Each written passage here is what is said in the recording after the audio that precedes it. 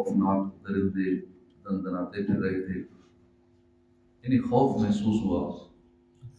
اچانک یہ حدیث پاک یاد آئی، جو ایک مرتبہ درود شریف پڑھتا ہے اللہ پاک اس پہ 10 رحمتیں نازل کرتا ہے۔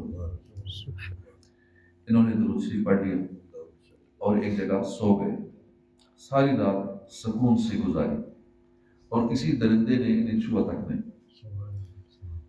لوگ گھر میں اکیلے ہوں ڈر جاتے ہیں، نیند نہیں آتی، اور یہ بزرگ جنگل میں جہاں درندے ہوتے سکون سے سو گئے۔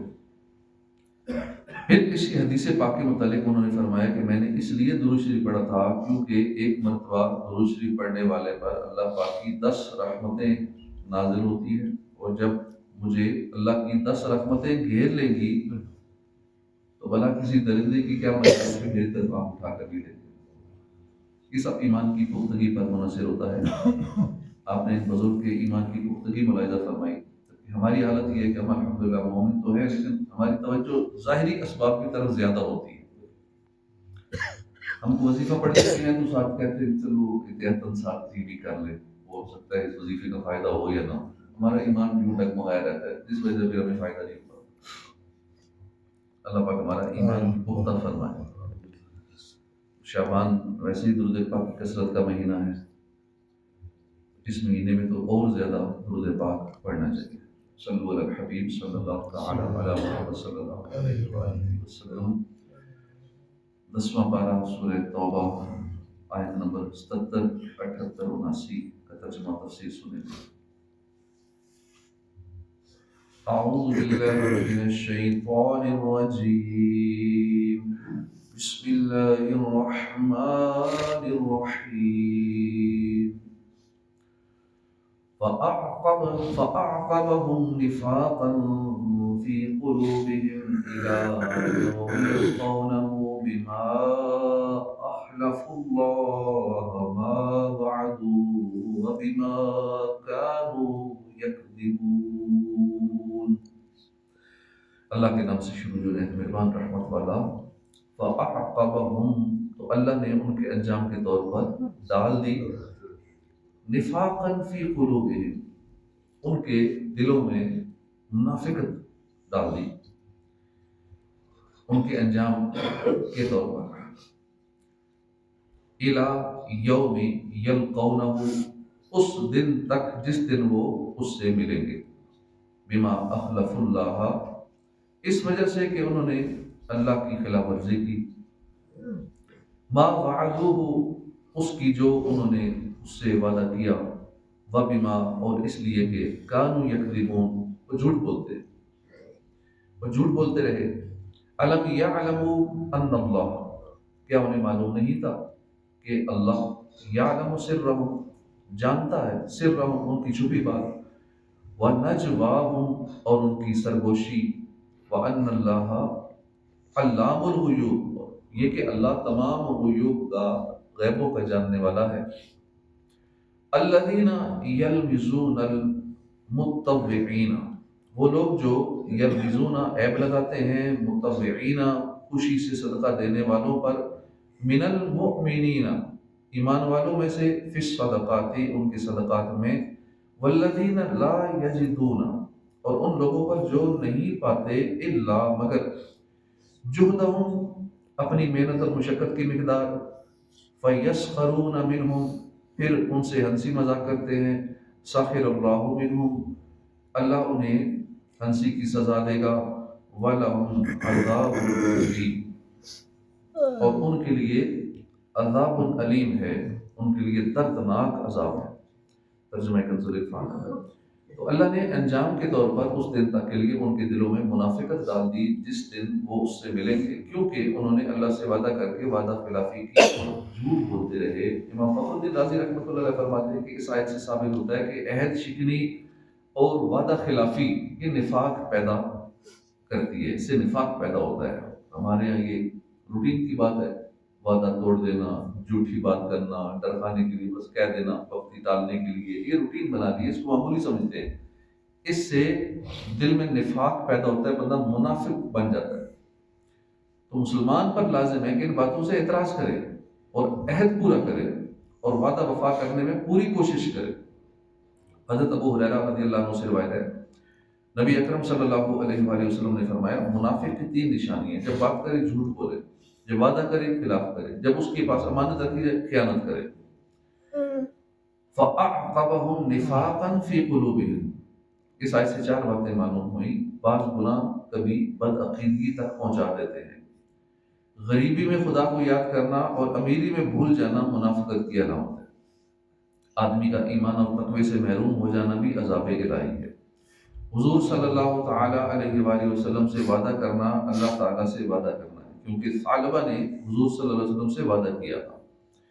ثعلبہ کے طرز عمل کو سامنے رکھ کر ہم اپنے حالات پر غور کریں تو یہ نظر آئے گا کہ ہم میں بھی بہت سے لوگ ایسے ہیں جن کے پاس مال نہیں یا کہیں سے مال ملنے کی امید ہے، تو وہ یہ دعائیں کرتے ہیں کہ اے اللہ تو ہمیں مال عطا فرما، ہم اس مال کے ذریعے فلاں نیک کام کریں گے، اس سے فلاں کی مدد کریں گے، تیرا دیا ہوا مال غریبوں کی بھلائی اور ان کی بہتری میں خرچ کریں گے۔ اسی طرح بعض لوگ کسی بڑے مالی نقصان، شدید بیماری یا حادثے سے بچ جانے کے دوران یا بچ جانے کے بعد اللہ سے بہت سے وعدے کرتے ہیں کہ اے اللہ تو ہماری فلاں مشکل اور پریشانی دور فرما دے، ہمیں فلاں بیماری یا حادثے کی وجہ سے ہونے والے زخموں سے شفا عطا کر دے، ہم اب کبھی تیری نافرمانی نہیں کریں گے اور تیری فرما برداری والے کاموں میں اپنی زندگی بسر کریں گے، نماز روزے کی پابندی کریں گے، اپنے مالوں کی زکات دیں گے، ہم نے جن لوگوں کے حقوق ضائع کیے ہیں وہ پورے کر دیں گے، خود بھی نیک بنیں گے، دوسروں کو بھی نیک بنانے کی کوشش میں مصروف ہو جائیں گے۔ اس طرح کچھ لوگ اپنے کسی قریبی عزیز کے اچانک فوت ہو جانے پر دنیا کے عیش و عشرت اور اس کی رنگینیوں سے دور ہونے اور اپنی قبر و آخرت کی تیاری میں مصروف ہونے کے وعدے کرتے ہیں، لیکن جب انہیں مال مل جاتا ہے اور ان پر آنے والی مصیبت ٹل جاتی ہے اور اللہ تعالیٰ انہیں شدید بیماری اور زخمی حالت سے شفا عطا کر دیتا ہے اور قریبی عزیز کے انتقال کو کچھ وقت گزر جاتا ہے، تو یہ لوگ اللہ سے کیے ہوئے وعدے بھول جاتے ہیں اور مال ملنے کے بعد اسے نیک کاموں میں خرچ کرنے کا سوچتے نہیں، غریبوں کو اچھی نظر سے دیکھنا تو تک گوارا نہیں کرتے، اپنی سابقہ گناہوں والی زندگی میں مشغول ہو کر قبر و آخرت کی تیاری سے بالکل غافل ہو جاتے ہیں۔ قرآن اس طرز عمل کو منافقوں کا طرز عمل قرار دیتا ہے۔ یقیناً یہ ایک سچے مسلمان کا کردار نہیں ہو سکتا۔ اللہ تعالیٰ مسلمانوں کو ہدایت نصیب کرے اور انہیں کامل مسلمان بننے کی توفیق عطا کرے۔ الم یعلموا ان اللہ یعلم سرهم، کیا انہیں معلوم نہیں تھا کہ اللہ ان کے دل کی ہر چھپی بات اور ان کی ہر سرگوشی کو جانتا ہے، اور یہ کہ اللہ سب غیبوں کو خوب جاننے والا ہے، اور وہ جو دل کھول کر خیرات دینے والے مسلمانوں پر اور ان پر جو اپنی محنت اور مشقت کی بقدری پاتے ہیں، عیب لگاتے ہیں، پھر ان کا مذاق اڑاتے ہیں، تو اللہ انہیں ان کے مذاق اڑانے کی سزا دے گا اور ان کے لیے دردناک عذاب ہے۔ الم یعلموا، کیا انہیں معلوم نہیں تھا، یعنی ان منافقوں کو معلوم تھا کہ اللہ پر کچھ مخفی نہیں ہے، وہ ان کے دلوں کی بات بھی جانتا ہے، اور جو آپس میں وہ ایک دوسرے سے کہیں وہ بھی جانتا ہے، اور جب اللہ کی شان یہ ہے کہ وہ ہر چیز کو جانتا ہے تو پھر ان کا حال ان سے کیسے مخفی ہو سکتا ہے۔ الذین یلمزون، وہ جو عیب لگاتے ہیں۔ شان نزول جب آیت صدقہ نازل ہوئی تو لوگ صدقہ لائے، ان میں بعض لوگ بہت زیادہ مال لائے، انہیں تو منافقوں نے ریاکار کہا، اور کوئی تھوڑا سا مال لے کر آئے تو منافقین نے ان کے متعلق کہا کہ اللہ کو اس کی کیا پرواہ، یعنی اتنا تھوڑا دینے سے فائدہ کیا ہوگا، جس نے زیادہ دیا ان سے کہا کہ یہ تو ریاکاری کر رہے، دکھاوے کے لیے دے رہے۔ تو لوگ کسی صورت میں نہ بخشتے نہیں ہیں، آپ اچھا کام کریں تو بھی آپ کے مخالفین ہوں گے، باتیں کرنے والے ہوں گے، آپ اچھا کام نہ کریں تو بھی ہوں گے، یہ ہونا ہی ہے، یہ دنیا ہے، یہاں سب چلتا ہے۔ اعتراض لازمی کرتے ہیں، مخالفین لازمی ہوتے ہیں، حاسدین ہوتے ہیں، دشمن ہوتے ہیں، تو اس پر یہ آیت نازل ہوئی ہے۔ حضرت عبداللہ بن عباس رضی اللہ عنہ سے مروی ہے کہ جب رسول اکرم صلی اللہ علیہ وآلہ وسلم نے لوگوں کو صدقہ کی رغبت دلائی تو حضرت عبدالرحمن بن عوف 4000 درہم لائے اور عرض کیا، یا رسول اللہ، میرا کل مال 8000 درہم تھا، 4000 تو یہ راہ خدا میں حاضر ہیں اور 4000 میں نے گھر والوں کے لیے روک لیے ہیں۔ حضور نے فرمایا، جو تم نے دیا اللہ اس میں برکت فرمائے، جو روک لیا اس میں بھی برکت فرمائے۔ حضور کی دعا کا یہ اثر ہوا کہ ان کا مال بہت بڑا، یہاں تک کہ جب ان کی وفات ہوئی تو انہوں نے 2 بیویاں چھوڑی، انہیں 8واں حصہ ملا جس کی مقدار 1,60,000 درہم تھی۔ حضرت ابو عقیل انصاری 4 کلو کے قریب کھجوریں لے کر حاضر ہوئے اور انہوں نے بارگاہ رسالت میں عرض کیا کہ میں نے آج رات پانی کھینچنے کی مزدوری کی ہے، اس کی اجرت 2 سا کھجوریں ملی، 1 سا تو میں گھر والوں کے لیے چھوڑا ہے اور 1 سا راہ خدا میں حاضر ہے۔ حضور نے یہ صدقہ قبول فرمایا اور اس کی قدر کی۔ اس سے معلوم ہوا کہ اللہ کی بارگاہ میں مال کی مقدار نہیں دیکھی جاتی، دلوں کا خلوص دیکھا جاتا ہے۔ حضرت ابو ہریرہ رضی اللہ عنہ سے روایت ہے، نبی اکرم صلی اللہ علیہ وسلم نے فرمایا، بے شک اللہ تمہاری صورتوں اور مالوں کو نہیں دیکھتا، بلکہ تمہارے دلوں کو دیکھتا ہے، تمہارے عملوں کو دیکھتا ہے۔ حضرت عبد الرحمن بن عوف یہ مالدار صحابی تھے اور انہوں نے کئی مواقع پہ راہ خدا میں خوب خرچہ کیا۔ یہ جب مکہ سے مدینہ ہجرت کر کے آئے، کیونکہ مکے میں سب کچھ وہی چھوڑا تھے صحابہ کرام، مدینے میں آ کے پھر آپس میں مدینے والوں کو، مہاجرین انصار کو بھائی بھائی بنا دیا گیا، آدھی آدھی جائیدادیں آپس میں برابر تقسیم کر دی گئی۔ لیکن عبد الرحمن بن عوف نے عرض کی کہ مجھے خالی منڈی کا راستہ بتا دو۔ آپ نے پھر سے تجارت شروع کی، کسی سے کچھ نہیں لیا، آدھا حصہ نہیں لیا، پھر سے تجارت کی اور پھر امیر و کبیر ہو گئے۔ تو بندہ کوشش کرے تو وہ کچھ بھی کر سکتا ہے، اور پھر حضور کی دعا بھی تھی۔ صرف کوشش پہ ڈیپینڈ نہیں کیا کہ میں کاروبار کروں گا تو امیر ہوگا، حضور کی برکت کی دعا لی، اور پھر کہاں سے کہاں اس دور کے کھرب پتی بلینئر وہ تھے۔ اب بھی جیسا امیر کوئی نہیں دنیا میں، اتنے امیر تھے، اتنا رائے خدا میں انہوں نے خرچ کیا۔ اس آیت سے تین چیزیں معلوم ہوئیں۔ جو لوگ صحابہ کرام کی ہر عبادت کو نفاق یا دکھلاوے پر معمول کرتے ہیں اور صحابہ پر تان کرتے ہیں، وہ منافقین ہیں۔ نیک لوگوں کا نیکی پر مذاق اڑانا منافقین کا کام ہے۔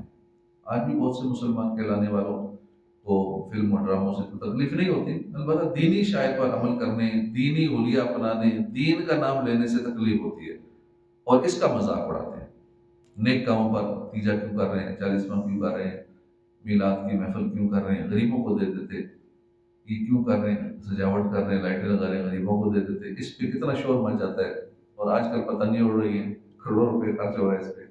تو یہ پھر پتنگیں خریدنے کے بجائے کوئی پتنگ 500,000 کی لے تو غریب کو پیسے دیتے، اتنا خرچہ اس پہ کیا جا رہا ہے اور نہ جانے کیا کیا ہو رہا ہے پتنگ بازی کے نام پہ۔ یہ پھر غریبوں کو دے جانا چاہیے نا سارا مال۔